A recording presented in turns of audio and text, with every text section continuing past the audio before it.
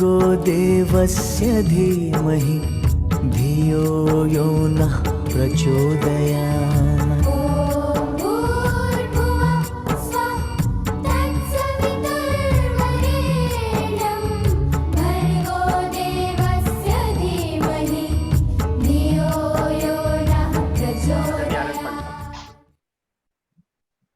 ओम। आदरणीय अरविंद शर्मा जी को मेरा प्रणाम वंदन। इस स्वाध्याय श्रृंखला का जो उन्होंने बीड़ा उठाया है, सफलतापूर्वक 100 पार कर चुके हैं, ऊपर 104 तक पहुंच रहे हैं। इसके लिए बहुत सराहनीय प्रयास है उनका। आज के वक्ता श्री नरेश नैब, मैं वही कहूंगा कि मुझे कौन जानता था अरविंद शर्मा जी के जोड़ने से पहले। तो नरेश नैब साहब को मैं इसी ग्रुप में जाना धीरे धीरे, अब 3 महीने से अधिक हो चुके हैं। इनकी वार्ताएं सुनी, बीच में इनकी टिप्पणियां भी सुनी, और सबसे बड़ी बात, इनका जो सकारात्मक रुख है। मैं तो चलो मान लीजिए संस्कृत का कुछ अपना मंत्र संत्र या श्लोक बोल के अपना बात चला जाता हूं, लेकिन आप साधारण भाषा में कह के, और साधारण भाषा में वो बात जो हमारे जीवन के लिए बहुत जरूरी है, इसलिए। और दूसरी बात जो और लोग भी प्रशंसा करते हैं, हमारे बागी जी भी प्रशंसा करते हैं, हम भी अब करते हैं देख के, जो उनके प्रसन्नता रहने वाली बात है, वो बहुत ही महत्वपूर्ण मुझे लगती है, अभिनंदन योग्य है वो। अब रही उनके विषय की बात, संतुलित जीवन कैसे जिए। बिल्कुल ठीक बात है। हमारे आदरणीय चतुर्वेदी जी बैठे हैं यहाँ पे, तो गीता का युक्ताहार विहारस्य युक्त चेष्टस्य कर्मसु युक्त स्वप्नावबोधस्य योगो भवति दुःखा। आहार विहार चेष्टाएं निद्रा खाना पीना सब संतुलित ही भगवान कहते हैं। और आयुर्वेद में तो स्वस्थ रहने की जो परिभाषा है वही दिया है उसमें, सम धातु और ये सब चीजें समान होनी चाहिए। लेकिन जो प्रसन्नता की बात एक और महत्वपूर्ण है, एलोपैथिक तो कहती है कि सब सिम्प्टोमेटिक देखते हैं, लेकिन आयुर्वेद क्या कहता है, प्रसन्नात्मेन्द्रिय मनः स्वस्थ इत्यभिधीयते। आत्मा इंद्रिय मन प्रसन्न रहे, तो ये संतुलित जीवन की बात है। और स्वस्थ शब्द जो है वो तो स्वयं स्वे स्थित, अपने में ही स्थित होने को ही स्वस्थ कहते हैं। मैं बार बार कहता हूं कई बार, हालांकि मेरी बात भी बड़ी हो रही है, मैं इसे संक्षिप्त करता हूं कि ये जो स्वस्थ का जो इंग्लिश करण है हेल्थ, हेल्दी, ये वास्तव में पूरा समाहित नहीं करता। हमारे जो हिंदी या संस्कृत के शब्द हैं वो वैसे ही वैसे लेने चाहिए। मैं बात दूसरी तरफ चली जाएगी, जैसे धर्म का रिलीजन मतलब ही नहीं है कुछ, उसका उल्था ही नहीं है। इसी तरह से हेल्दी, स्वस्थ का हेल्दी नहीं, स्वस्थ माने स्वे आत्मनि स्थित, जो अपने में स्थित है। जैसे हमारे नैब साहब अपने में स्थित हैं, आनंद पूर्वक हैं, तो मैं बहुत ही उनका स्वागत करता हूं और उनकी बात को सुनने के लिए सब लालायित हैं। और मैं अपनी बात कहता हूं, समाप्त करता हूं कि उनके लिए बहुत ही बहुत शुभकामनाएं और बहुत मेरा अभिनंदन। ओ बहुत बहुत धन्यवाद पांडे जी। सबसे पहले गायत्री मंत्र का उच्चारण करेंगे। ओम भूर्भुवः स्वः तत्सवितुर्वरेण्यं भर्गो देवस्य धीमहि धियो यो नः प्रचोदयात्। ओम सभी सुधीजनों का आशीर्वाद मेरे पर रहे कि मैं जो कहूँ मेरी वाणी में उस पर प्रभाव आए। सबसे पहले मैं अपने जो पिछले लेक्चर से उसकी छोटी सी समरी 2 मिनट की, कि हमने जो कहा पहले भी कहा कि ये समय जो है अनंत है। हमसे पहले भी समय था, हमारे बाद भी समय है। ये ब्रह्मांड भी अनंत है, हमसे पहले भी था, हमारे बाद भी है। हम कितने जन्म कितने योनियों में जाएंगे, उसके बावजूद ये ब्रह्मांड ऐसी रहेगा। और ये ब्रह्मांड इतना बड़ा, इतना विशाल है, और ये ब्रह्मांड उस विराट प्रभु के मुख के अंदर स्थित है। तो प्रभु की क्या स्थिति है उसके विषय में अपार अगम्य है, उसके विषय में कुछ कहा नहीं जा सकता। हम जिस ग्रह में है, पृथ्वी, वो स्वयं दूसरे ग्रहों पे निर्भर है, सूर्य पे निर्भर है, चंद्रमा उस पे निर्भर है, उस पृथ्वी के ऊपर हम निर्भर है उस, और पृथ्वी, इतनी बड़ी पृथ्वी पे हमारा क्या अस्तित्व है ये हम स्वयं जानते हैं। लेकिन उसके बाद भी जब हम आज सोचते हैं अपने बारे में तो अहम ये कहता है, मैं ये, मैं वो, मैं ये। तो जब हम इसको इस विराट स्वरूप में चीजों को देखेंगे तो समझ में आएगा कि मैं तो कुछ भी नहीं हूं, मैं कुछ भी नहीं हूं, मैं तो सिर्फ एक, कहते हैं ना कि अपार जल समूह समुद्र में अगर एक पिन डुबोई जाए, उसके बाद पिन को निकाला जाए, उसके आखिरी कोने में जो एक बूंद है उसका लाखवां हिस्से में भी आप नहीं समाएंगे, वो भी बड़ी होगी, वो भी आपसे कई गुना बड़ी होगी। ये हमारा अस्तित्व है। और उसके बावजूद भी जब हम अहंकार करते हैं, हम क्रोध करते हैं और सोचते सब कुछ समाप्त कर देंगे, हमारे हाथ में सब कुछ है, तो शायद ईश्वर हम पे हंसता होगा, वो हमारे पे हंसता होगा, वो कहता होगा कर लो जितना करना, ये बुद्धि तुमको स्वयं ही डेवलप करनी है। मैंने ये भी कहा था कि हमारे शरीर का विकास तो ईश्वर ने किया है, हमारे उम्र के साथ हमारे शरीर का विकास होता, बढ़ते हैं, हाथ उंगलियां बढ़ती हैं, टांगे, हाथ पैर, सब कुछ शरीर का विस्तार होता है, लेकिन हमारी बुद्धि का विकास सब पर निर्भर करता है कि हम उसको किस तरह से विकसित करें। अब यह कि जब हम पैदा हो गए तो हमारे जीवन का उद्देश्य क्या है, ये प्रश्न मुझको भी बहुत चुभता है, बहुत, मैं इसके बारे में अक्सर सोचता रहता हूँ, उद्देश्य क्या है, उद्देश्य क्या है, हम क्यों पैदा हुए। और सभी लोग इसके बारे में चिंतित, यहाँ जितने लोग सुन रहे हैं वो भी शायद कभी सोचते ही होंगे, अक्सर सोचते होंगे कि सभी सुनी जाने कि हम क्यों पैदा हुए, हमारा उद्देश्य क्या है जीवन में। क्योंकि जैसे हम पैदा होते हैं, हम जिस घर में पैदा होते हैं, उस घर का गोत्र, उसकी कास्ट, उस घर का संपत्ति, उस घर के नियम, उस घर का धर्म, उस घर के पिता के द्वारा दिया हुआ नाम, जाति, सब हम पे ला दी जाती है। हम तो जब पैदा हुए तो हम तो खाली एक जीव थे, एक जीव के रूप में पैदा हुए, लेकिन किंतु पैदा होते ही समाज के द्वारा कई चीजें हमारे साथ जोड़ दी जाती है। क्या यही हमारा उद्देश्य है? क्या हमारे नाम के साथ ये मेरा नाम होना चाहिए, ना से होना चाहिए, नरेश होना चाहिए, आगे नेब होना चाहिए, या राजेंद्र नाथ पांडे होना चाहिए, मुझे ब्राह्मण कुल में होना चाहिए, मुझे इसमें होना चाहिए, मुझे इस धर्म का होना चाहिए, हिंदू होना चाहिए, मुसलमान होना चाहिए, सिख होना चाहिए, ईसाई होना चाहिए? क्या ये हमारा उद्देश्य है? क्या ये हमारा उद्देश्य है कि मुझे बड़े घर में पैदा नहीं किया, या छोटे घर में पैदा किया, या शहर में पैदा किया, उस शहर में? क्या उद्देश्य क्या है? हम क्यों, कहाँ, किस घर में पैदा हुए, उसका हमारा उद्देश्य क्या है? बहुत सोचता है इस बारे में। अब इसके बाद देखिए, ना केवल ये चीजें हम पे रखी जाती हैं, उसके बाद समाज में हम जो जो आगे बढ़ते हैं, हमारे ऊपर एक शिक्षा की पद्धति भी हम पर लागू होती है कि अब आपको कॉन्वेंट स्कूल में जाना है, आपको हिंदी के स्कूल में जाना है, या आपको गुरुकुल में जाना है, वहां पे आपका क्या कोर्स होगा, आपको क्या पढ़ाया जाएगा, किस तरह पढ़ाया जाएगा, किस कक्षा को उत्तीर्ण करना है। और फिर बताया जाता है कि साहब आपको बड़ा बनना है, बड़ा बन के ही अच्छे से सभी अच्छे परसेंटेज के साथ एग्जाम उत्तीर्ण करना है। आज मैं थोड़ा एजुकेशन सिस्टम में बच्चों के लिए बोल रहा हूँ, ऐसे ही दिमाग में आया, पहले इसी से प्रारंभ किया जाए। तो कहा जाता है इतने परसेंटेज ले आओ, इतने परसेंटेज ले आओ, और 40 बच्चों की क्लास में है, और सभी बच्चों के माता पिता की ये आकांक्षा होती है मेरा बच्चा क्लास में फर्स्ट आए। खुद सोचिए, 40 बच्चों की क्लास में 40 बच्चे कैसे फर्स्ट आ सकते हैं? कोई तो सेकंड होगा, कोई तो थर्ड होगा, कोई तो फोर्थ होगा, कोई तो फिफ्थ होगा।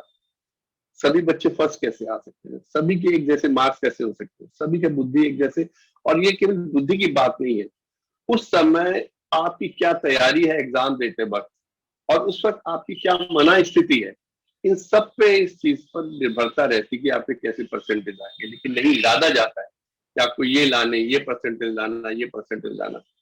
फिर आपसे कहा जाता है कि आपको डॉक्टर बनना है, कोई पेरेंट्स कहते हैं तुमको इंजीनियर बनना है, कोई कहता है you have cracked this exam, तुम्हें आईएएस बनना है, तुमको आईआरएस बनना है, तुमको आईपीएस बनना है, तुमको पीसीएस बनना है, तुमको ये एग्जाम, तुमको जेईई का एग्जाम क्रैक करना, आईआईटी में जाना, तुमको डॉक्टर बनना, सीपीएमटी का क्रैक करना। शुरू से उससे अपेक्षाएं ला दी जाती है, तुम ये करो, ये करो, ये करो। एक बाल मन के ऊपर मुझे लगता है 6-7 से ही ये चीजें डाल दी जाती है, कितना बोझ रहता है। लेकिन क्या यही हमारा उद्देश्य है जीवन पर पैदा होने का? क्या डॉक्टर बनना हमारा उद्देश्य है, इंजीनियर बनना उद्देश्य है, आईएएस बनना उद्देश्य है? क्या इन सब को बन के हम अपने जीवन के उद्देश्य को प्राप्त कर लेंगे? या इसके अलावा कुछ है। और ये सब चीजें तो इस समाज की दी हुई है ना। अगर हम यही किसी दूसरे समाज में चले जाएंगे, किसी दूसरे देश में जाएंगे, हो सकता है वहां पर ये चीजें गौड़ हो जाए, दूसरी चीजें प्रभावी हो। और हम लोग को क्या सिखाया जाता है? अब देखिए, जब हम लोग बच्चे होते हैं, क्लास में पढ़ते हैं, कोई भी चीज का कोई क्वेश्चन आंसर रटाना सिखा दिया जाता है, रटो। अगर बच्चे ने भी अपने मन से कोई सेंटेंस बना के लिखा, उसको कहा जाता है वो जीरो, ये सेंटेंस नहीं, आपको ये आंसर लिखवाया गया था, आप इसका ये रिप्लाई होता है। बच्चा भी सोचता है हम अपना दिमाग क्यों लगाएं, तो वो फिर रटन विद्या रटते चले जाते, वही चीज चली आती, कहीं दिमाग अपना लगता नहीं। कोई कहा जाए प्रोएक्टिव या आउट ऑफ बॉक्स थिंकिंग नहीं होती है। आपने एग्जाम क्रैक कर लिया, आप आईएएस हो गए, आप पीसीएस हो गए, आप डॉक्टर हो गए, आपने आईआईटी कर लिया, आप चले आप विदेश आईआईटी बन गए, इंजीनियर हो गए, आपने बड़ी अच्छी कंपनी में नौकरी कर ली, अच्छी तनख्वाह हो गई, आपकी शादी हो गई, आपके आगे चल, क्या यही उद्देश्य था जीवन का? लेकिन इसके लिए आपने क्या किया? थ्रू आउट आप अच्छे मार्क्स के लिए परेशान रहे। अगर आपकी रुचि के अनुसार आपकी विद्या का अध्ययन आपने नहीं किया, आप इंजीनियर नहीं डॉक्टर बनना चाहते थे, आपको इंजीनियर बना दिया गया, या आप आईएएस के लिए नहीं बैठना चाहते थे, आपको कहा गया नहीं तुमको तो यही एग्जाम क्रैक करना और एक जॉब लेनी है, यही तुम्हारा धर्म है, तो आपके ऊपर चीजें ला दी गई थी। आप थ्रू आउट अपना विद्या के जीवन में भी, विद्यार्थी जीवन में भी आप परेशान रहे। उसके बाद जब आप जॉब में आते हैं, उस जॉब की अपनी परेशानियां होती हैं, चाहे वो गवर्नमेंट जॉब हो, चाहे डॉक्टर्स की जॉब हो, चाहे वो इंजीनियर्स की जॉब हो, हर जॉब की अपनी अपनी परेशानी। कोई जॉब आपके साथ सारी सुख सुविधाएं लेके नहीं आता, तो पैसे देगा आपको। प्राइवेट जॉब में है तो अगर आप 100 रुपए कमाएगा तभी आपको 20 रुपए देगा, 80 रुपए वो अपने लिए कमाएगा। आपको ऐसा नहीं कि आप 20 रुपए का काम करें और आपको 100 रुपए दे, कोई प्राइवेट आदमी ऐसा नहीं करेगा। गवर्नमेंट जॉब में आप जाते हैं, जब तक आपकी लिमिट की काबिलियत नहीं है, आपको एंट्रेंस नहीं मिलेगी, उसके लिए आप परेशान रहते हैं। उसकी परेशानी के बाद फिर आ जाती विवाह की चिंता, विवाह करना है, विवाह हो गया, फिर बच्चे, फिर बच्चों की आगे एजुकेशन सिस्टम, ये लगातार एक सिस्टम बनता जाता है। बच्चे पढ़ लिख गए, वो अपने घर चले गए, फिर आप आ गए सब रिटायरमेंट के आसपास। और रिटायरमेंट के बाद तो एकदम से जैसे आदमी धरातल पे आता है कि क्या शान शौकत होती थी दफ्तर में, क्या बात होती थी, क्या गाड़ी होती थी, 4 आदमी बाहर बैठे रहते थे, 2-4 मिलने वाले होते थे, चपरासी हर एक घंटे पे पानी के लेके भागता था। अब सब कुछ खुद करना पड़ रहा है, इनकम भी 1/3 या 50% रह जाती है, फिर परेशानी। तो हमारे क्या यही उद्देश्य था जीवन का? मुझे एक लगता है कि कहीं ना कहीं हमारी बेसिक शिक्षा में कुछ कमजोरियां हैं, हमको जीवन जीना सिखाया ही नहीं जाता। अगर हम लोग आज की तारीख में बैठ के यहाँ बात कर रहे हैं, यहाँ बैठ के चर्चाएं करते हैं, मेडिटेशन की चर्चा करते हैं, योग की चर्चा करते हैं, इस उम्र में आके करते हैं या इस लेवल पे आके करते हैं, इतने साल परेशानी में गुजारने के बाद क्या हम लोग बच्चों को मेडिटेशन और योगा की बातें उनके स्कूल डेज में नहीं सिखा सकते? क्या ये चैप्टर योगा और मेडिटेशन का नहीं हो सकता? कई स्कूलों में किया गया, मेडिटेशन की बात की गई और वहां पे उन्होंने परिवर्तन देखा बच्चों में, उनकी कार्यशैली में, बच्चों की कार्यशैली में परिवर्तन आया है, बच्चों की सोच में परिवर्तन आया है, बच्चों की तंद्रा में परिवर्तन आया, बच्चों के उनके जो आईक्यू लेवल काफी चेंज हुआ है। तो हम लोग इसको एक लेवल क्यों नहीं बनाते कि हमें बच्चों को ये कुछ चीजें जो हम मिस कर रहे हैं।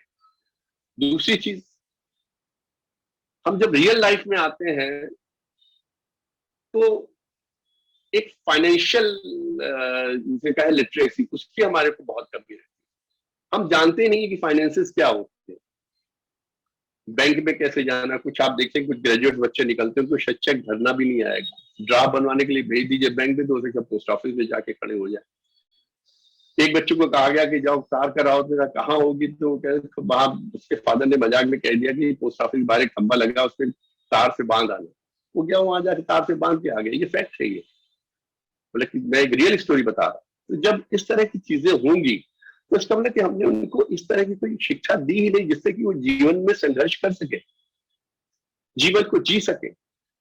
वो हर चीज के लिए परेशान है। फाइनेंशियल लिटरेसी की बात कही नहीं है। अगर थोड़े किसी ने कॉमर्स ले ली है, कॉमर्स पढ़ ली है, तो उसको थोड़ा बहुत पता होगा, लेकिन वो भी अकाउंटिंग की चीजें जानता होगा जो कि उसमें थ्योरी में बताई जाती है, थ्योरेटिकल बातें हुई, प्रैक्टिकल बातें उसे भी नहीं पता। उसके भी जो रूट्स है, उसके भी जो फंडामेंटल्स हैं वो हिले हुए होंगे। अगर आप उसको प्रैक्टिकली कोई चीज काम करने को दे दिए तो उसे आप कहते शेयर मार्केट स्टॉक मार्केट के बारे में कुछ बताओ तो उसको कुछ नहीं पता होगा। उसे कहते बैंक जाके ये सब काम करवा लाओ, डीबीसी क्या होती है, बिल कैसे होते हैं, कैसे लोन लिया जाता है, क्या करना क्या नहीं करना होता, कोई नहीं जानता। तो हम लोग ये फाइनेंशियल लिटरेसी क्यों ना बच्चों को शुरू से सिखाना शुरू कर दें अपने एजुकेशन सिस्टम में, जिससे उसकी आगे की लाइफ इजी हो जाए।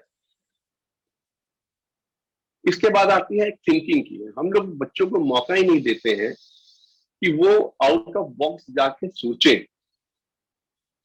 उनको ऐसा कोई मौका नहीं देते जिसमें वो ये सोच सके कि हमको जो एक ट्रेंड बना दिया गया है, जो एक परंपरा है, परंपरा से हटकर भी हम कुछ सोच सकते।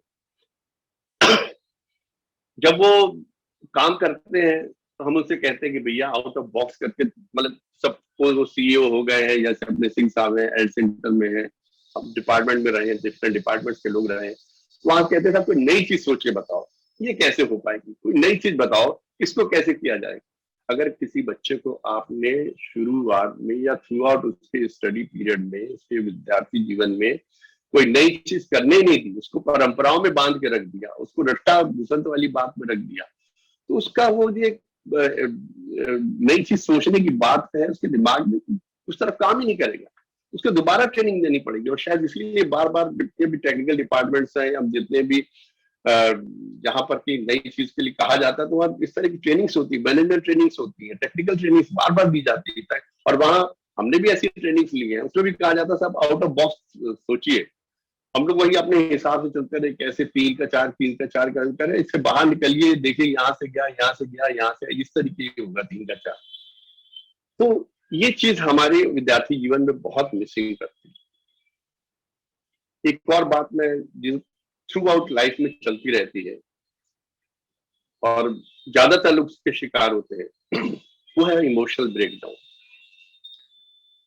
विद्यार्थी जीवन में कई ऐसे क्षण आते हैं, आपको देखिए पीटी तो सिखा देंगे, वो पीटी सिखा देंगे, पीटी की क्लास होती है और उसको फिजिकल एजुकेशन कह लीजिए वो होता है, लेकिन वो अपने अपने कंप्लीट नहीं है। आपको शारीरिक रूप से सौष्ठव बना देगी, लेकिन वो भी कितना सौष्ठव करेंगे। मुझे याद है हमारे जो पीटी के टीचर थे, now is no more, but वो एक बड़ी सी लंबी सी तोन निकली रहती थी। वो पीटी कराते थे 1 2 3 4 एक स्ट्रेट खड़े हो जाओ, खड़े हो गए साहब। हम लोग दुबले पतले होते थे, छोटे छोटे बच्चे थे, लेकिन वो पीटी करने से कौन सा शरीर सौष्ठव आ गया, थोड़ा डिसिप्लिन आता था। मैं उसकी बुराई नहीं करता, लेकिन कोई ऐसा फिजिकल एजुकेशन नहीं दी गई जिससे कि हमारे शारीरिक रूप से हमारा संतुलन बने, और इसके साथ हमारे इमोशंस के लिए क्या किया जाए। कितनी बार ऐसा हुआ स्कूल में बच्चों के साथ होता रहता है अक्सर कि इमोशनली ब्रेकडाउन होते हैं। ब्रेकडाउन खाली कम मार्क्स के लिए नहीं होते हैं, बच्चे आपस में इंटरेक्शन की वजह से भी होते हैं। कोई गरीब घर का बच्चा, उसको लताड़ दिया जाता है। कोई बच्चे की अगर कोई स्किन डार्क है, उसको हीन भावना आ जाती है। वो खूबसूरत नहीं, उसकी हीन भावना आ जाती है। किसकी यूनिफॉर्म अच्छे कपड़े की थी, उसमें हीन भावना आ जाती है। कोई बच्चा अगर बाइक पे नहीं जाता, साइकिल पे जाता है, उसकी हीन भावना आ जाती है। उसको इमोशंस को कैसे आप स्ट्रॉन्ग करेंगे, इसकी कोई क्लास नहीं लगा।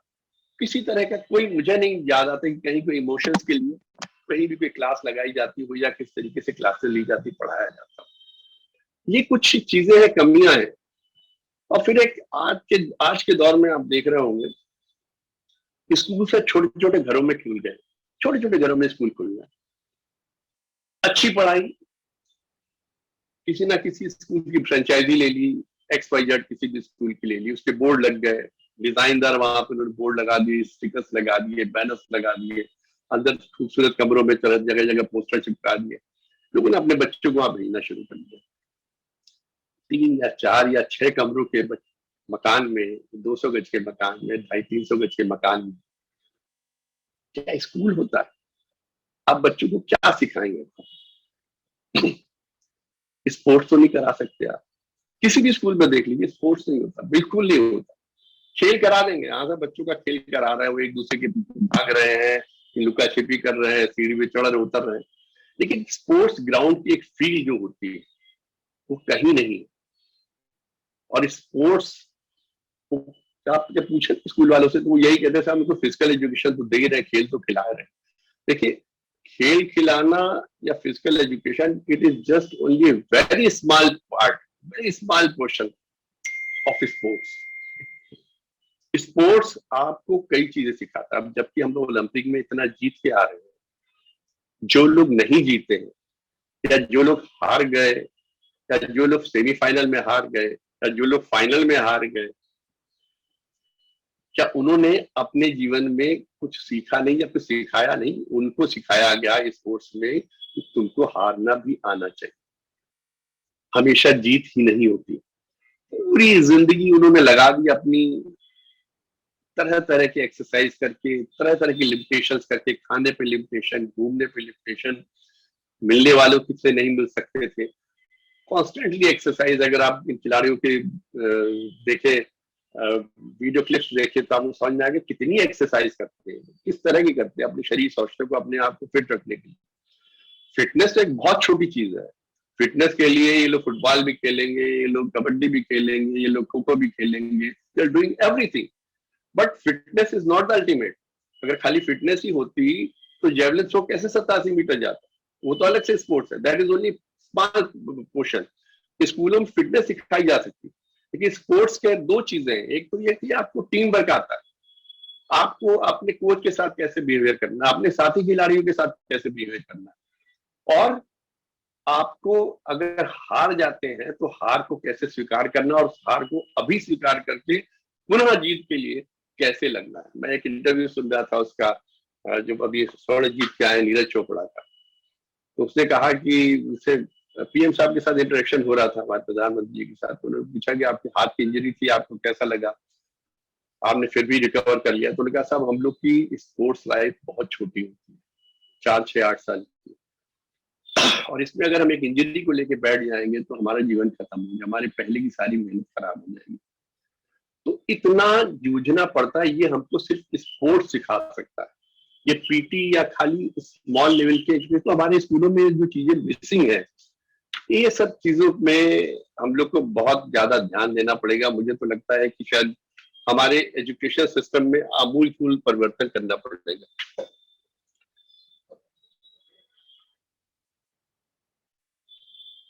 एक मैं और बताना चाह रहा था कि हम लोग को स्कूल में कहा जाता है कि आप ये सब्जेक्ट ले लीजिए, आप ये एग्जाम क्रैक कर लेंगे, आप ये सब्जेक्ट ले लीजिए, आप ये एग्जाम क्रैक कर लेंगे, आप बायो ले लीजिए, आप सीपीएलटी क्रैक कर लीजिए, आप डॉक्टर बन जाएंगे, आप आईआईटी क्रैक कर लीजिए, या आप इस तरीके के आर्ट साइड में ले लीजिए और देख लीजिए, उसके बाद फिर आप कोई सिविल सर्विस का एग्जाम क्रैक कर लेंगे।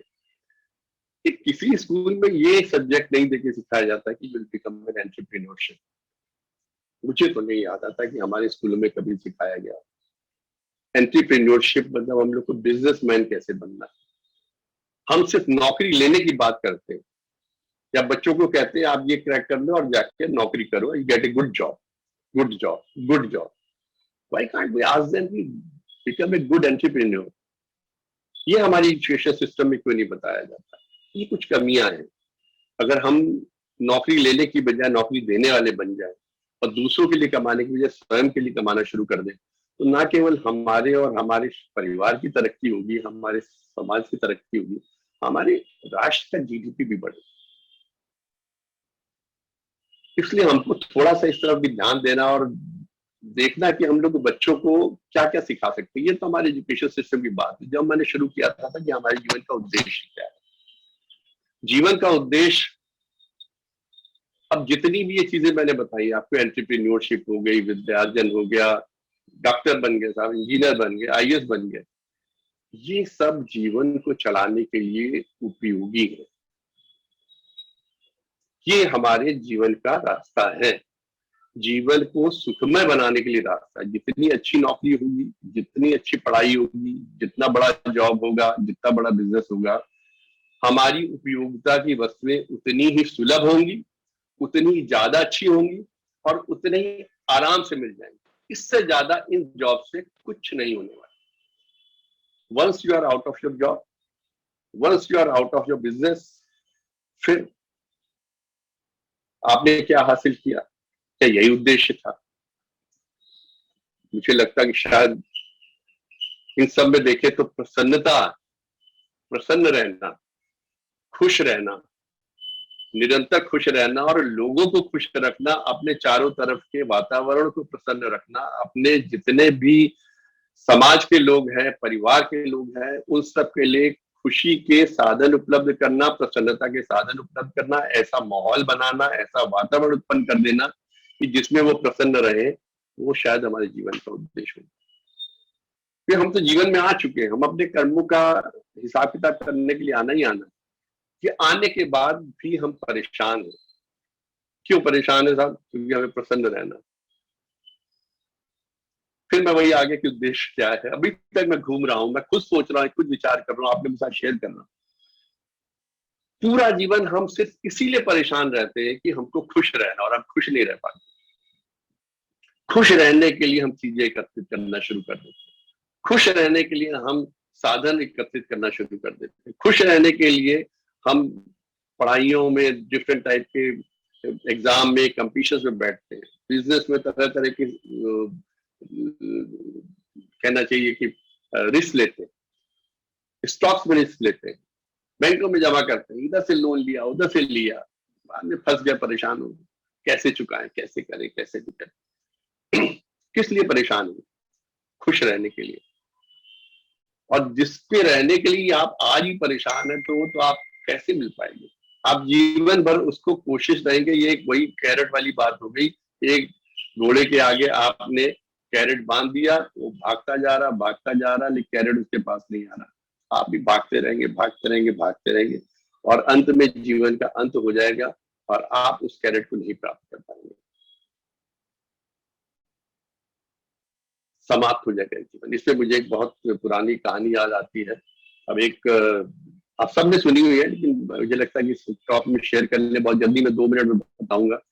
एक बहुत गरीब आदमी था, वो अपने राजा के पास पहुंचा कि मेरे पास खाने पीने को कुछ नहीं है, तो मेरे को कुछ ऐसे साधन उपलब्ध करा दिए कि मेरा जीवन यापन हो सके। तो राजा ने कहा ठीक है, तुम कल सवेरे आ जाना सूरज निकलने से पहले। वो पहुंच गया सुबह सुबह राजा के पास। तो राजा ने कहा ठीक है, तुम ये सामने की पूरी फील्ड है, तुम दौड़ो, तुम जहां तक जा सको जाओ, वो सारा फील्ड जितनी एग्रीकल्चर फील्ड है मैं तुमको दे दूंगा, लेकिन शर्त एक ही है कि तुमको सूरज डूबने के पहले वापस आना। सूरज डूबने के पहले वापस आना। उसने कहा ठीक है। उसके बाद उसने वहां से भागना शुरू किया, लेकिन अंदर कहीं उसके लालच, जो मनुष्य का स्वभाव है, लालच होना, चीजों के प्रति उनको प्राप्त करने का लालच होना, भागता गया। ये मैंने बीए में, हम लोग के इंग्लिश के लिटरेचर में स्टोरी पढ़ाई गई थी, तब मैंने पहली बार पढ़ी थी। उसके बाद तो कई जगह पढ़ी, हर जगह सुनने को मिली, लेकिन मैं शेयर कर रहा हूँ। भागता गया। उससे फिर देखा पीछे सूरज जो है पश्चिम की तरफ चल रहा, उसने कहा नहीं अभी मैं भाग सकता हूँ, और भागता गया। फिर अचानक उसने देखा कि सूरज काफी तेजी से डूब रहा था, अगर मुझे वापस पहुंचना है। वो वापस भागा, वहां से दौड़ा कि किसी तरीके राजा तक, सूरज के डूबने तक पहुंच जाऊं। उससे बहुत फिर से चलता, दौड़ता एकदम से देखा सूरज डूबने वाला। उससे पूरी ताकत लगाई, अपने शरीर पूरी दम लगाई कि किसी तरीके पहुंच जाए, वो पहुंच नहीं पाया। सूरज डूब गया और उसने जब आखिरी छलांग लगा के गिरा है, उसके प्राण पखेरु हो गए। तो राजा जब उसके पास पहुंचा है, तो उसको देखा और देख के कहा इसको ये पूरी जमीन नहीं चाहिए थी, इसको सिर्फ 2 गज जमीन चाहिए थी, इसको सिर्फ अंत समय। मतलब इतना पैथेटिक था मेरे के लिए उस स्टोरी को पढ़ना कि इसको सिर्फ 2 गज जमीन की दरकार थी, और पूरा इसलिए दौड़ के। शायद यही हम भी यही कर रहे हैं, पूरा जीवन दौड़ते जा रहे हैं, अंतहीन इच्छाओं के पीछे। कहीं तो ब्रेक लगाओ, कहीं तो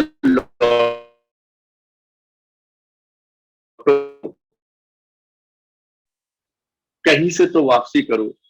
एक लिमिट के बाद जब आपको लगता है कि आपकी जरूरत समाप्त आओ, अगर आप वापस नहीं आए तो आपकी दौड़ का क्या फायदा? अगर आपने उस दौड़ का आनंद नहीं उठाया तो क्या फायदा? क्या प्राप्त हो सकता है आपको? कुछ भी तो नहीं। क्या मिला आपको? अंत में 2 गज जमीन। ये हृदय विदारक चित्रण था मेरे लिए।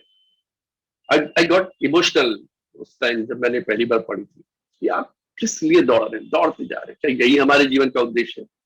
चाहे हम यही चाहते हैं, दौड़ते रहे दौड़ते रहे दौड़ते रहे दौड़ते दौड़ते अंत में प्राण पर फिर उड़ जाए और वही 2 गज जमीन में समा जाए, बात खत्म हो जाए। इसी के लिए हम उत्पन्न हुए। हम किस लिए दौड़? प्रसन्न रहने के लिए। प्रसन्न कब रहेंगे? परेशान होकर तो हम प्रसन्न नहीं रह सकते ना। परेशानी क्यों होती है? जब हम अपने पास उपलब्ध चीजों के साथ संतुष्ट नहीं हो पाते। हमारे बीच के कितने लोग हैं, मैं बहुत लोग के विषय में तो नहीं जानता हूं, लेकिन मैं अपने विषय में कह सकता हूँ। जब छात्र जीवन के बाद स्टार्टिंग की थी, तो एक क्लर्क बन जाना भी मेरे लिए बहुत बड़ी उपलब्धि थी। मैं सोचता था कि मुझे एक क्लर्क भी बनने को मिल जाए किसी गवर्नमेंट जॉब में या कहीं पे।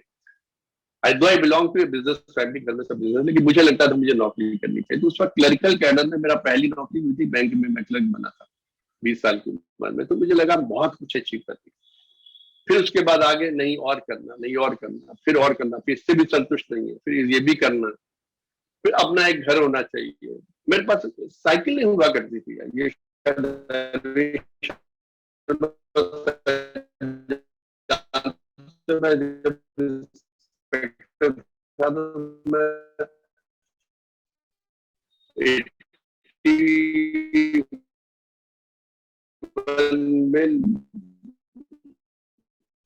ये 73 से पैदल आया जाया करता था, से लेके 83 तक। कार दे दी, कार सेकेंड हैंड की नहीं, मुझे नई कार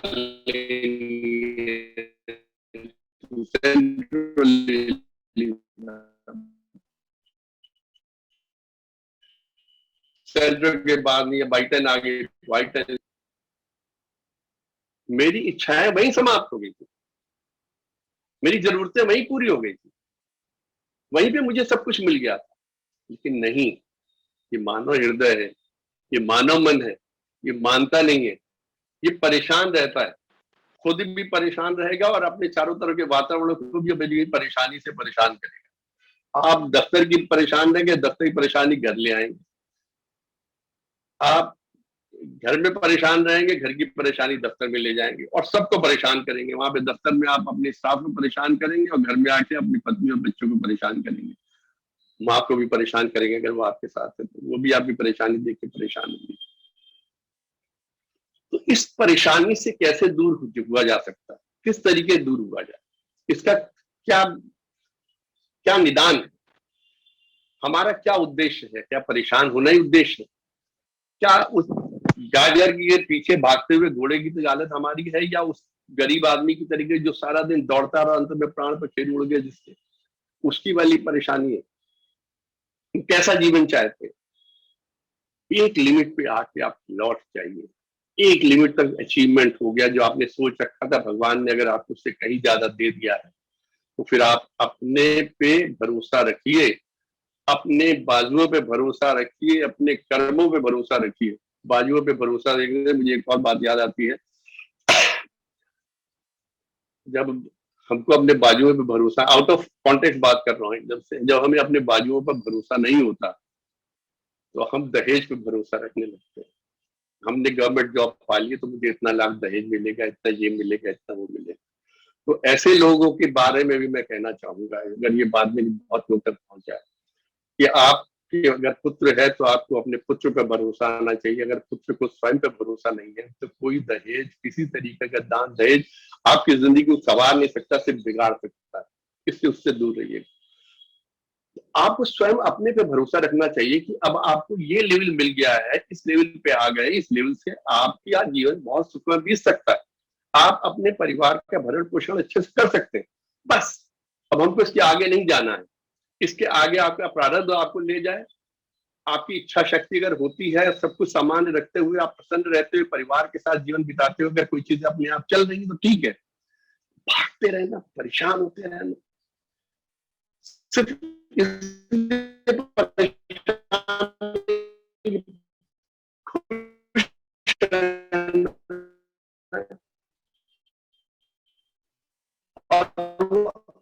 अंत समय तक वो खुशी आपको प्राप्त नहीं होती।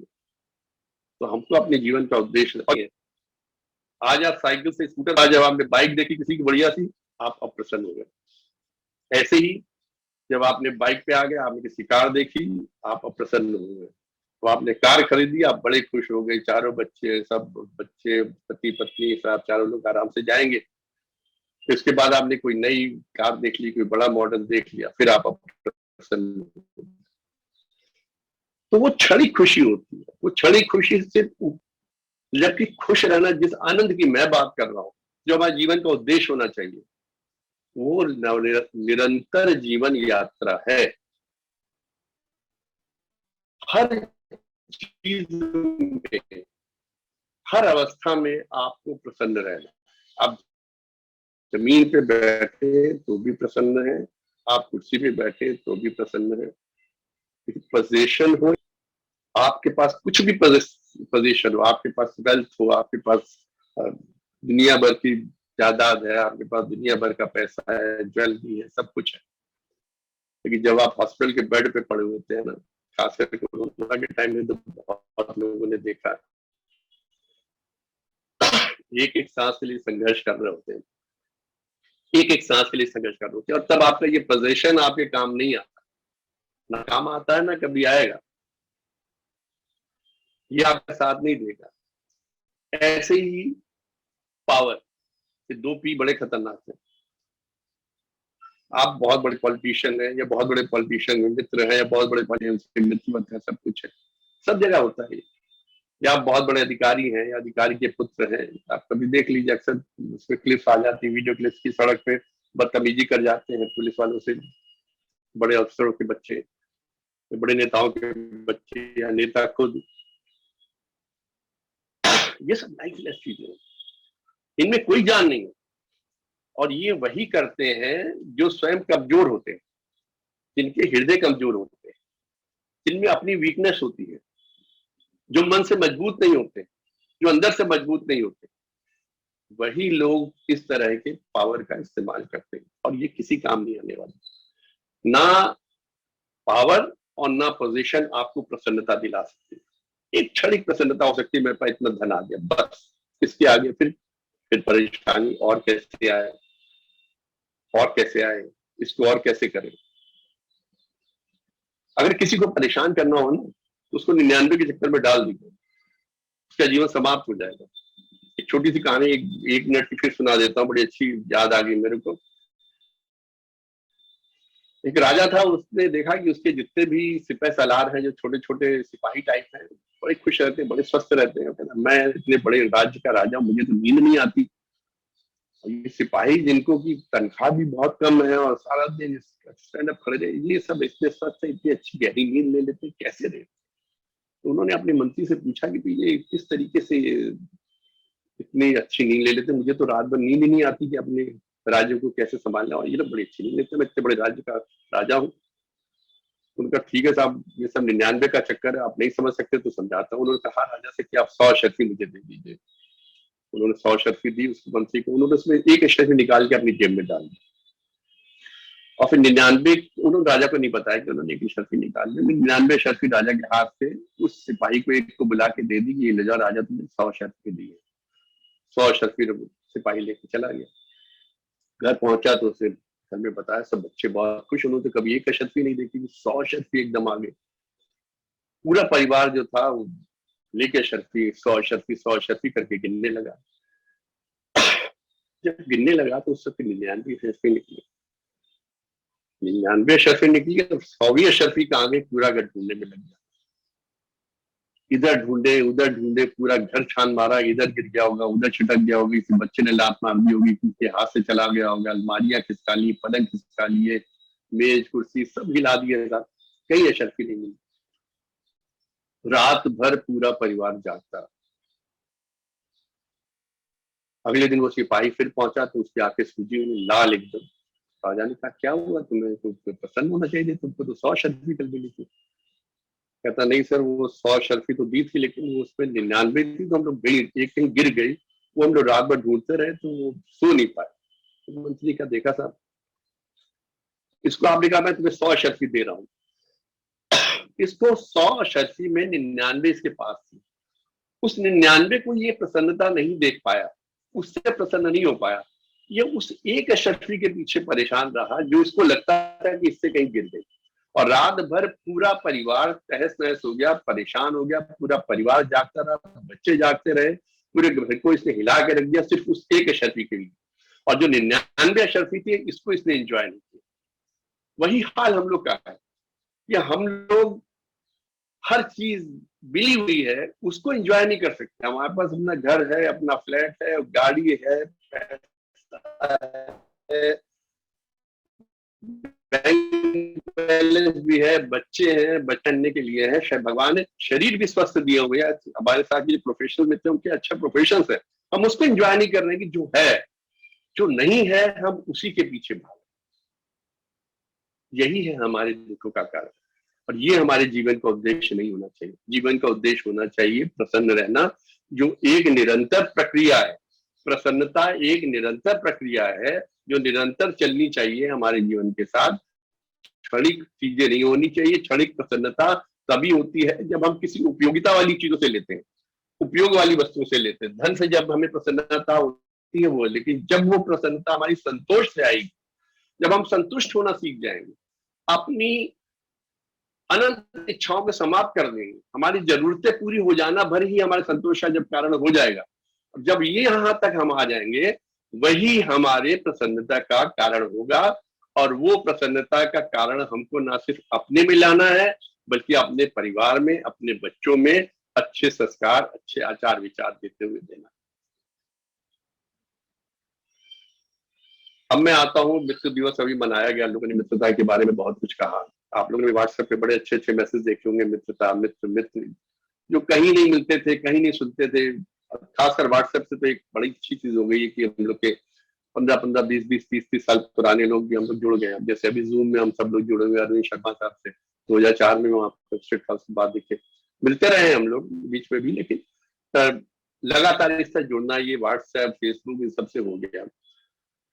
लेकिन मित्रता किसको कहेंगे? क्या खाली मैसेज भेज देने से मित्रता हो जाती है? क्या एक दूसरे को मित्रता दिवस पे अच्छी सी ब्लेसिंग भेज देने से हो जाती है?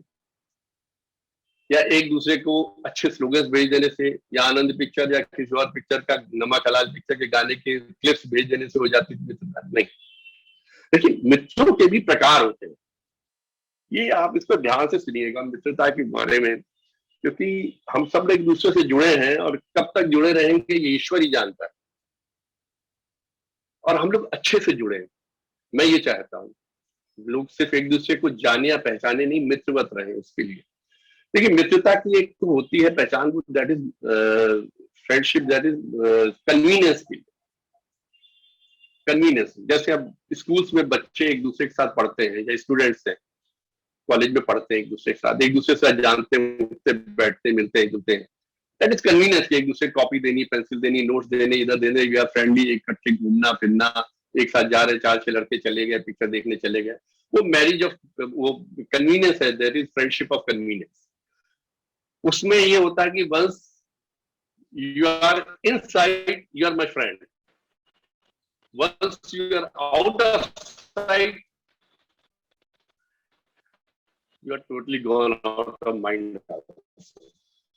मतलब फिर एक ब्रेन के, तो फिर मित्रता समाप्त। आप खुद सोचिए, आपके स्कूल के कितने लड़के रहे होंगे जो कितने मित्रवत थे आपके, कितने गहरे दोस्त थे। कभी सोचिए, प्राइमरी स्कूल से लेके 12th तक, फिर 12th के बाद आप डिग्री कॉलेज तक में आ जाइए, आप खुद सोचिए कितने लोग थे, और आज की तारीख में कितने लोग मित्र रह गए।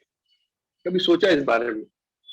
वो सिर्फ कन्वीनियंस थी आपकी, कन्वीनियंट था एक दूसरे। दूसरी देखिए मित्रता क्या होती है, दैट इज कॉमन एनिमी। जब हमारे कॉमन कोई दुश्मन होता है, एक दुश्मन हमारा भी है और दूसरे का भी वही दुश्मन है, तो हम दोनों आपस में फ्रेंड्स हो जाते हैं। वो तभी तक चलती है जब तक हमारा दुश्मन रहता है, या फिर जब हम ये देख लेते हैं कि हमारा जो मित्र बना है वो दुश्मन से लड़ने के काबिल नहीं है, उससे तो हम अकेले निपट सकते, ये तो बल्कि मेरे को परेशान कर रहा है या मेरे को भी कमजोर कर रहा है। तो कॉमन एनिमी से जब लड़ने वाली मित्रता होती है, जैसे आप आजकल पॉलिटिकल सिनेरियो में देखते ही हैं कि just to beat the common enemy so many parties come together, एक ये मित्रता है, ये भी यूजलेस है, इसका भी कोई अर्थ नहीं है। तीसरी मित्रता होती है, मैं थोड़े से कड़े शब्दों में कहूंगा, फ्रेंडशिप फॉर यूजफुलनेस ओनली। हमें जब फायदा उठाना होता है, जब आपके शहर में कोई बड़ा अधिकारी आ गया, नया पदस्थ हो गया, या आपसे रिलेटेड कोई अधिकारी आया, नया आया, सब आपको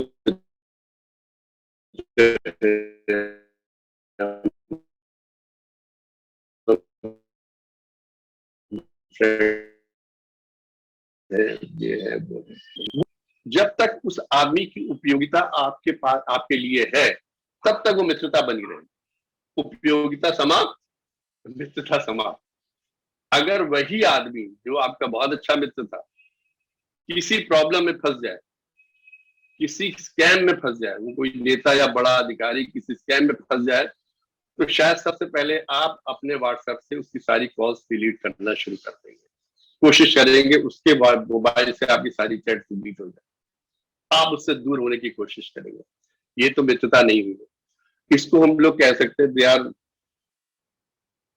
सकर्स, ब्लड सकर्स, खून चूसने वाले लोग हैं जो आपके साथ मित्र बन के रहते हैं, और जब उनकी भूख शांत हो जाएगी, जब उनकी प्यास समाप्त हो जाएगी, तो वो दूर चले जाएंगे। उनका मतलब समाप्त, मतलब ही जिससे कहते, इससे भी हमको दूर रहना।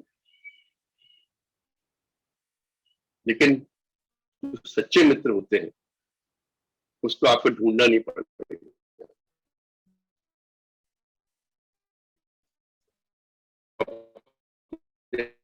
आप दिख जाते हैं। और ये पानी में होते हैं जब आप अकेले होते हैं, और देखेंगे उस वक्त कौन होगा आपके साथ। सबसे पहले आपकी पत्नी होगी, आपके बच्चे होंगे, आपके पेरेंट्स होंगे, आपके भाई बहन होंगे, और कुछ एक बहुत क्लोज फ्रेंड्स होंगे। और ये वो लोग होते हैं जो आपको म्यूचुअल रिस्पेक्ट वाली बात करते हैं, जो आपकी रिस्पेक्ट करते हैं। जहाँ एक लॉ ऑफ म्यूचुअलिटी होता है ना, जहाँ ये लॉ ऑफ म्यूचुअलिटी आ जाता है, लॉ ऑफ म्यूचुअल रिस्पेक्ट, जहां आप लेना और देने में हर्ज नहीं महसूस करते, जहां वो कुछ भी देने के लिए, मैं पैसे की बात नहीं कर रहा, अर्थ से नहीं रहे,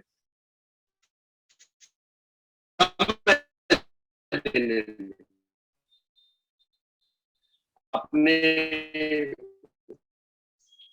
किसी भी तरह गिविंग, जैसे कहते गिविंग ऑफ द थिंग्स, वो मित्र है। आप कभी अपनी पत्नी से बात करके देखिए, उसको रेस्पेक्ट देके देखिए, आपको लगेगा कि सबसे अच्छी मित्र हमारी यही है, जिसको हमने हमेशा नकारा। आप कभी अपने बच्चे जो थोड़े बड़े हो गए, मैच्योर हो गए, उससे बात करके देखिए अपनी परेशानी के वक्त, आपको लगेगा अरे मैंने अपने घर के लोगों को इतना तुच्छ समझा, मेरे को लगता था इनको तो कुछ अकल ही नहीं है। आपके अपने बच्चे जिनको आप अभी तक ये बच्चा समझते रहे और सोचते थे इनको दुनियादार की कोई खबर नहीं है, वो आपकी परेशानियों का ऐसे ऐसे ऐसे ऐसे निपटारा करेंगे कि आपको पता नहीं चलेगा। तो मित्रों को आपको पहचान करनी है कि आपके जो मित्र है वो मैरिज और वो मित्र फ्रेंडशिप ऑफ कन्वीनियंस है, या फ्रेंडशिप ऑफ कॉमन एनिमी है, या फ्रेंडशिप ऑफ यूजफुलनेस है, या फ्रेंडशिप ऑफ म्यूचुअल रिस्पेक्ट है। Where there is mutual respect, mutual giving,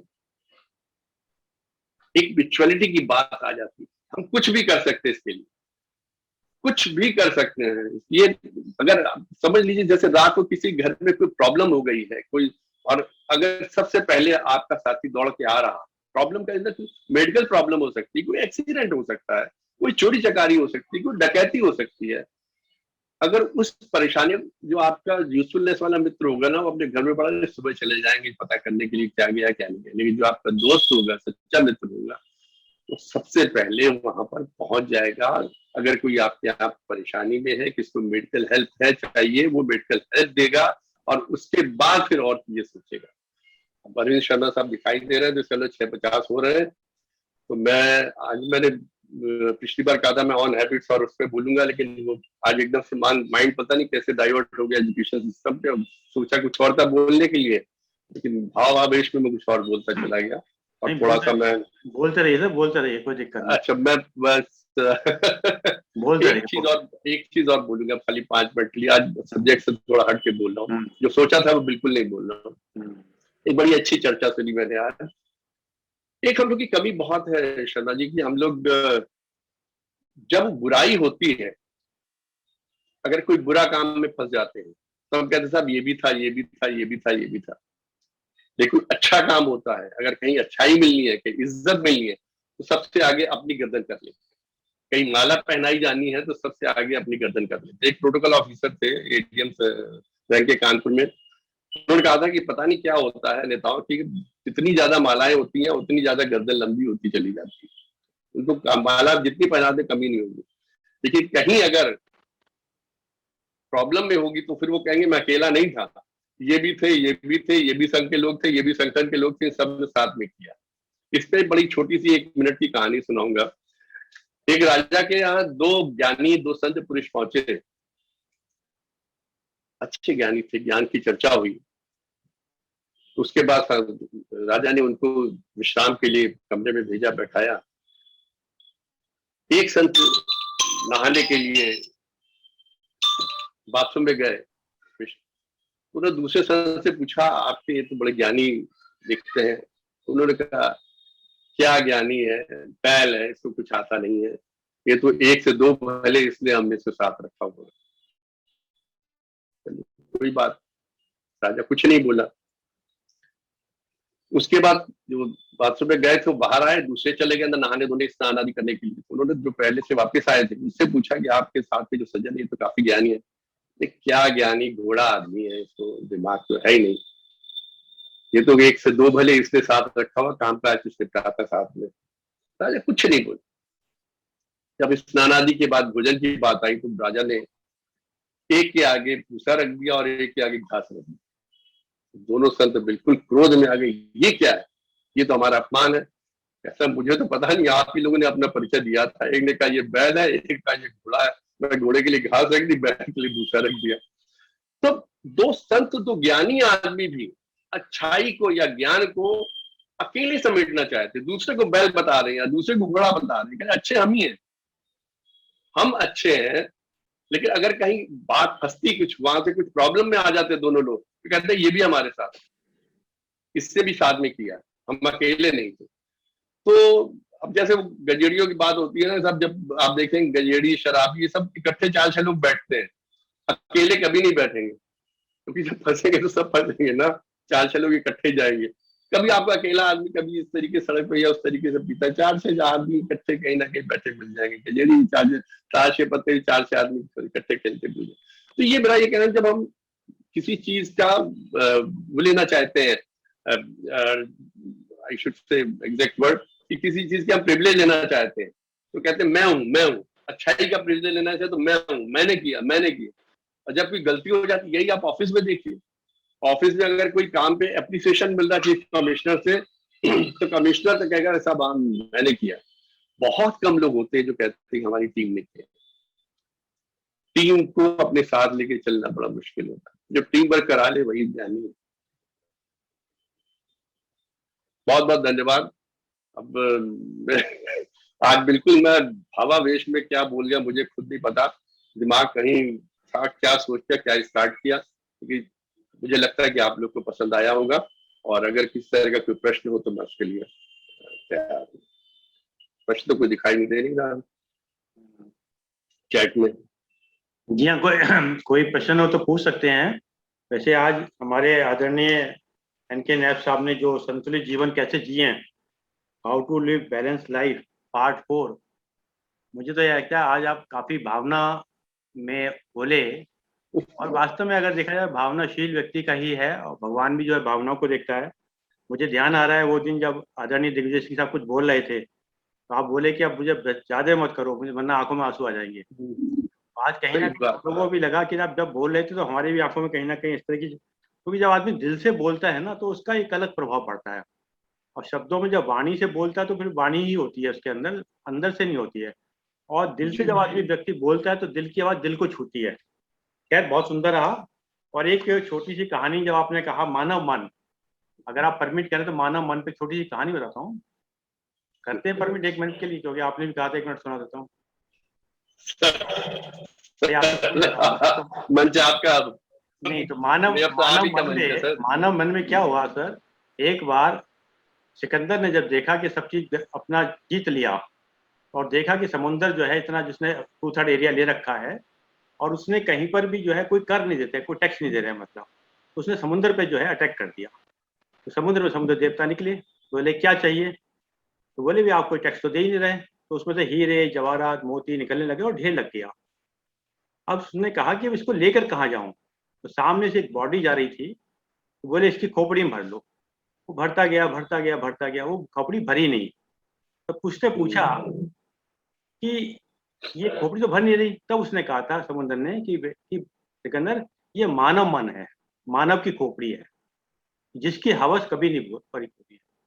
और ये जब तब तक इसकी नहीं कंप्लीट होती, तो वास्तव में आप देखिएगा, आपने जो 99 की जो एग्जाम्पल दिया, हम वास्तव में देखा जाए तो हम उसी के चक्कर में लगे रहते हैं, जो है उसमें ही हम जाते। एक दिन मैं किसी से चर्चा कर रहा था कि जो हम मरने के बाद छोड़कर जाएंगे, तो इसका मतलब ये हुआ कि हमें उसको कमाने की आवश्यकता ही नहीं थी, क्योंकि कहते हैं ना, पूत कपूत तो क्यों धन संचय, पूत सपूत तो क्यों धन संचय। तो ये है। एनीवे मैं भी खोल देता हूँ अरविंद जी, वो अनिश्चितता के लिए होता है, क्योंकि हमारी अनिश्चितता होती जीवन की। इसके बारे में अगली बार बताऊंगा कि हमको इतना धन संचय करते हैं जो छोड़ के चले जाते हैं। उसमें भी कोई बुराई नहीं जरूरी होता वो। नहीं, चलिए खैर, हर चीज अच्छा ही है। तो मैं अब अनम्यूट करके पूछ सकते हैं। और अभी शायद किसी ने चैट बॉक्स में कुछ लिखा है शायद, जेपी सिंह। हाँ लीजिए सिंगर साहब, आप भी लीजिए। जी हाँ, मेरी आवाज आ रही है साहब? बिल्कुल आ रही है आपके साहब। अच्छा, थैंक यू थैंक यू। अच्छा, आपने नीब साहब ने जो बताया कि जीवन में खुश रहना एक बहुत बड़ा काम है, ये बहुत जरूरी है। तो इस बारे में मैं थोड़ा सा अपने विचार रखना चाहूँगा कि ये एक, इसको वैसे कहना थोड़ा आसान है कि भाई खुश रहो, पर इसको खुश कैसे रहा जाए, ये एक बहुत ही कठिन प्रश्न है। ये इतना आसान नहीं है खुश रहना जो है। आपने नाम सुना होगा कि एक एप्पल के चीफ एग्जीक्यूटिव हुए हैं स्टीव जॉब्स। स्टीव जॉब्स जो है वो काफी यंग एज में ही एप्पल के मैनेजिंग डायरेक्टर हो गए थे, चीफ एग्जीक्यूटिव बन गए थे। और उसके बाद उन्होंने उसके अंदर जो है बहुत मतलब है कि वेल्थ इकट्ठी की। और पर उनको जो है करीब 50 साल के जब हुए तो उनको कैंसर से वो पीड़ित हो गए। और कैंसर का इतना हुआ कि उसका इलाज नहीं हो पाया।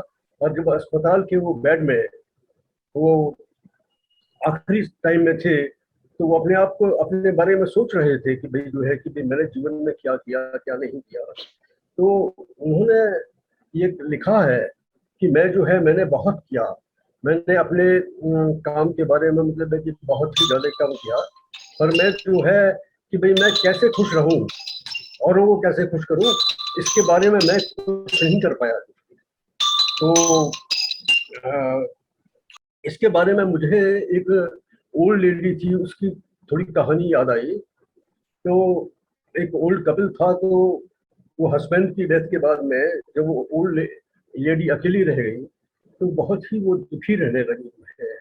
उसको साथ में कोई और नहीं था। तो एक दिन वो बाहर अपने, वो विलेज में रहती थी, तो वहाँ जो है उसने एक बिल्ली आके उसके पास में बैठ गई है। और बिल्ली आके बैठ गई तो उसने अंदर घर में जाके एक कटोरी में थोड़ा सा दूध लाके वो दूध उसके पास में रख दिया उसको। बिल्ली ने जो है वो दूध पी लिया और दूध पीने के बाद में वो जो है उसके पैर चाटने लगी। जब पैर उसने चाटने शुरू किए या और है, तो वो जो ओल्ड लेडी है उसको मतलब है कि उसको बहुत ज्यादा खुशी हुई। उसको लगा कि ये मेरा जरा सा करने पे इस बिल्ली को शायद इतना इसकी तृप्ति हुई है और उसका जो है खुशी ये मुझे दे रही है। तो वो उसने फिर उसके बारे में सोचा कि भाई ये खुश रहने का क्या तरीका है।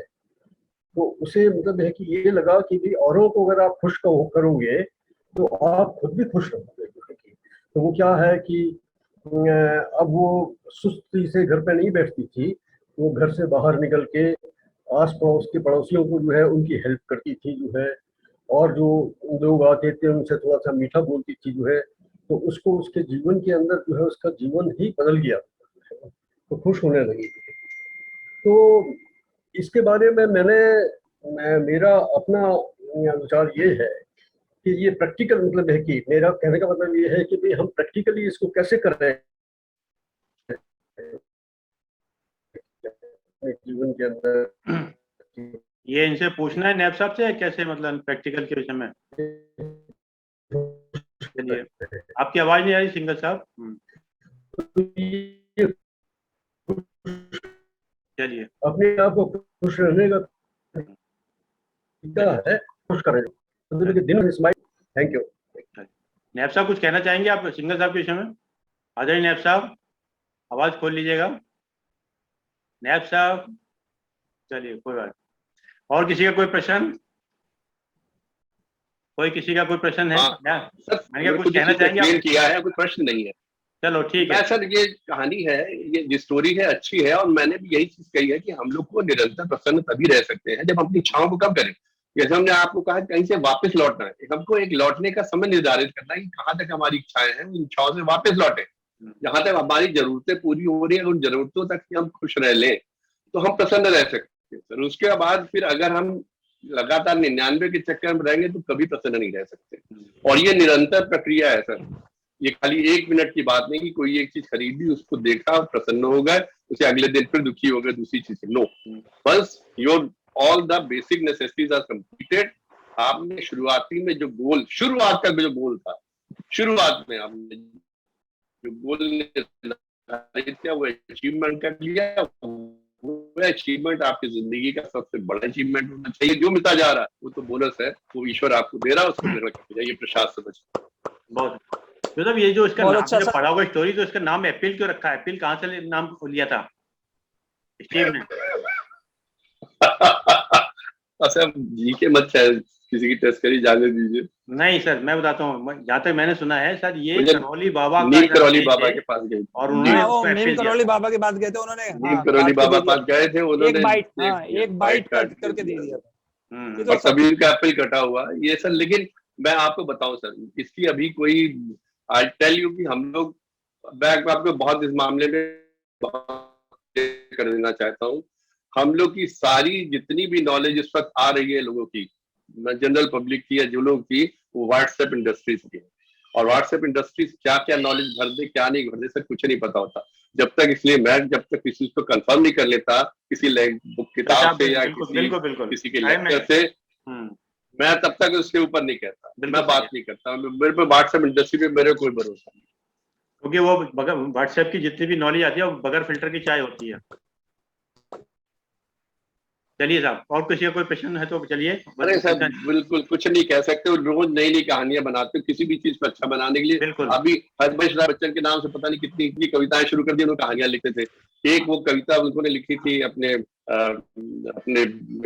राष्ट्र के रामधारी सिंह दिनकर साहब, उनको किसी पता नहीं किस इंग्लिश लेडी के नाम से करते रहे साहब, इसको नोबेल प्राइज मिला। हम लोग को बता के थक गया, मैं भी छोड़ा जाने से जिसको जो फैलाना फैलाता है। It is just a waste, useless thing. सही बात है सर, सही बात है, बिल्कुल सही कह रहे हैं सर। आज तो बड़ा आप ना अच्छा हुआ कि आप अपने ना नियमित अपने मतलब जो आपको बोलना था उससे भटक गए। अच्छा हुआ उस बहाने से आपने बहुत जो है ना, जो कहते हैं ना एक्सटेम्पोर जो बोलता है आदमी एकदम, तो सर बड़ा आनंद आया, बहुत अच्छा। सही बात। और ये जो आप कह रहे हैं ना ये व्हाट्सएप की या इस तरह के ज्ञान, 1996 में एक इंग्लिश ऑथर हुए हैं सिडनी शेल्डन, जिनकी बहुत नॉवेलिस्ट हैं सिडनी शेल्डन, शायद आप लोगों ने नाम सुना हो, बहुत फेमस हैं। तो 96 में इंडिया आए थे, तो इंडिया में जब उनका इंटरव्यू लिया गया तो इंडिया में उस टाइम ना आप यदि कनॉट प्लेस में जाए तो लगातार नॉवेल्स की वो फुटपाथ पे रख के किताबें बिकती रहती। तो उनसे पूछा गया कि आप जो है यहाँ इंडिया में आए, इंडिया में इतने सारे लोग हैं चाहने वाले, आपको कुछ जानकारी है कि आपका कौन सा नॉवल या कौन सी आपकी कृति जो है वो सबसे ज्यादा पसंद की जा रही है? तो उन्होंने एक बात कही थी कि इंडिया में आके मुझे पता चला कि जो नॉवल मैंने लिखे भी नहीं है वो भी मेरे नाम से बिक रहे हैं।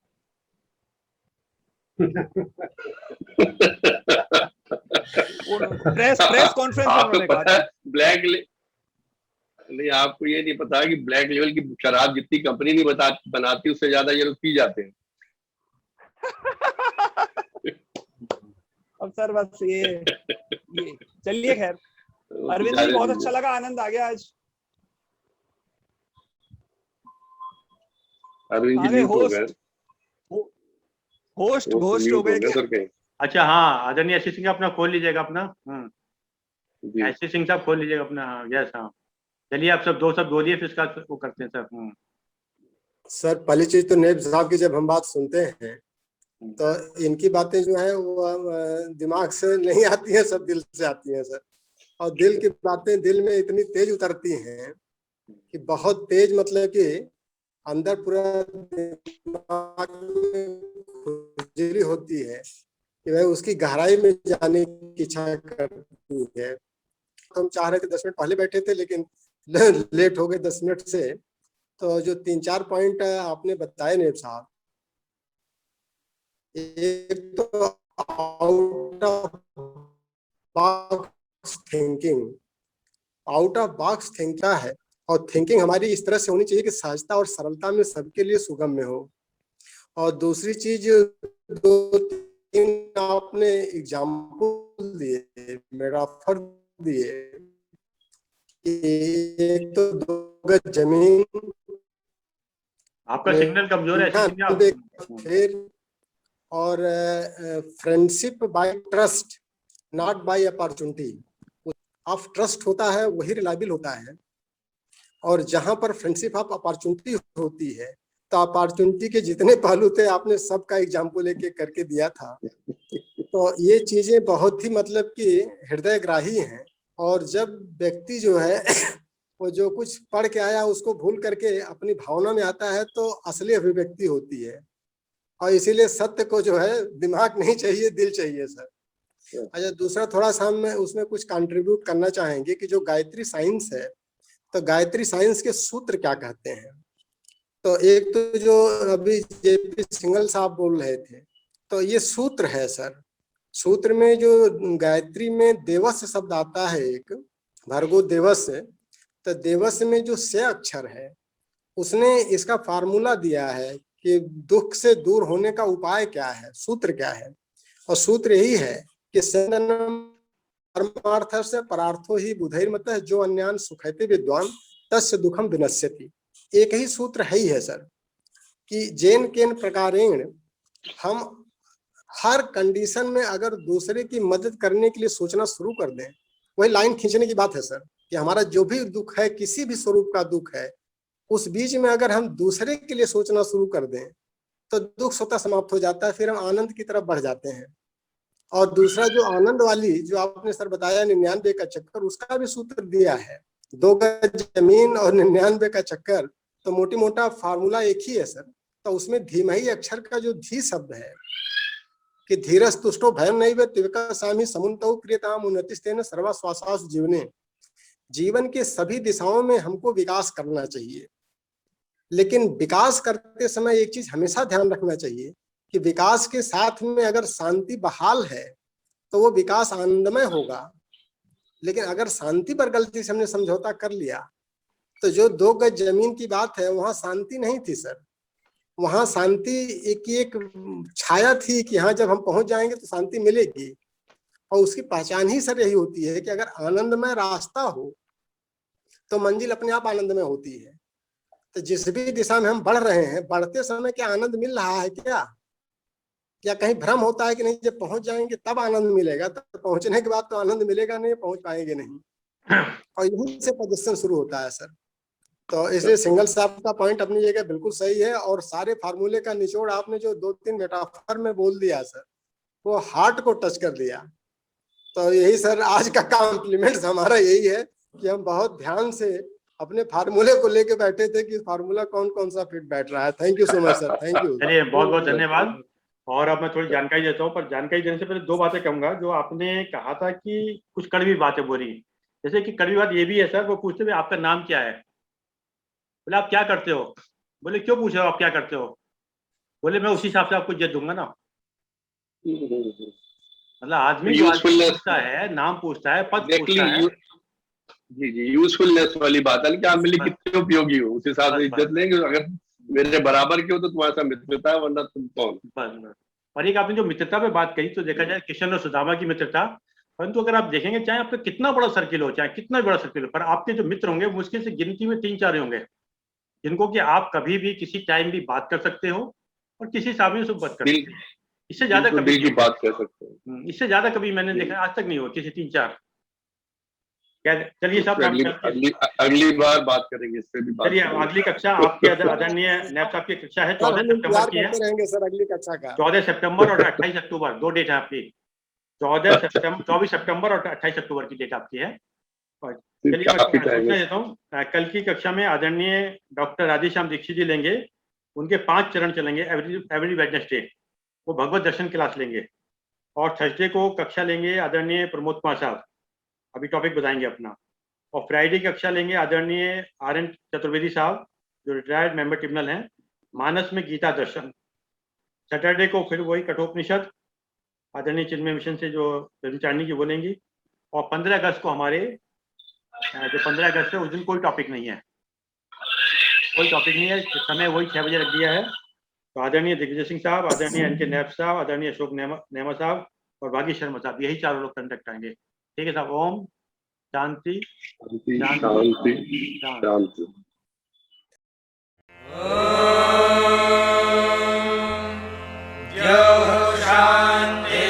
शान्तिरन्तरिक्षं शान्तिः पृथिवी शान्तिरापः शान्तिरोषधयः